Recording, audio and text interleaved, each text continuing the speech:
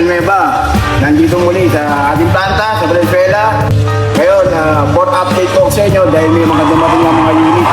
So, isa ito sa likod ko na makikita ninyo. 10-wheeler, 32 feet na wing van. Makina, 6 C1 engine at 8 stud. Urig na Japan. Bakit? Ito pa lang, pinakikita namin sa inyo na ganito pang itsura dito para at least nakikita nyo yung history.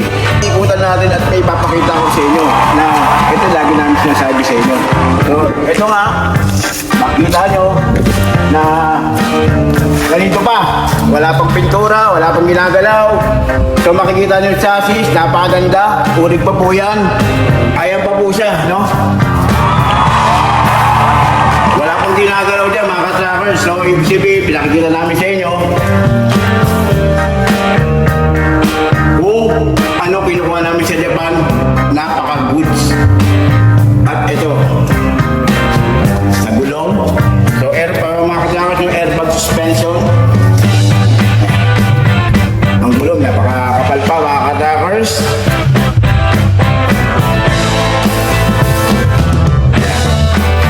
So, ayan po, makikita po ninyo, no? 32 feet na wing van. So, konting pihit lang, makikita nyo, may laman po kakatapos. So, mga towers, no? Available to. Lalo na kapag yan full recon na, parang bago na yan. So, ito na mga ka-trackers. So, lagi namin sinasabi sa inyo na dito sa amin, buo ang mga unit. So, sinasabay na namin dito para ito, nakakarga na sa wing van. Ano naman yan? NPR na Isuzu 4JJ1 na engine. Drop side, isa-isa nga ba? So, abangan ninyo, pag binabayan, i-video po namin yan. So, ayun, nakaigit tayo, no? Patakers, napakadali lang. Ayan po yung mga number namin. Tawag lang po kayo.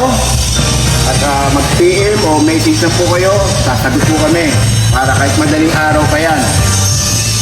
Kung naman yung mga katanungan nyo, tungkol dito, matasagot po namin yan. At mas maganda, pumunta kayo rito ng actual at makita nyo at maikot nyo ang mga unit at kayo na magsabi kung gaano kaganda ang unit dito.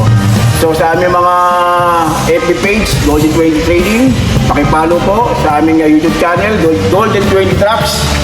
Paki-subscribe po. Siyempre, don't forget to click the notification bell para updated po kayo sa mga videos na gawin pa namin. So ano ba? Ikaw viewers at lalo na ikaw bagong viewers, baka ikaw na ang susunod na may-ari ng truck dito sa Golden 20. See you next year guys.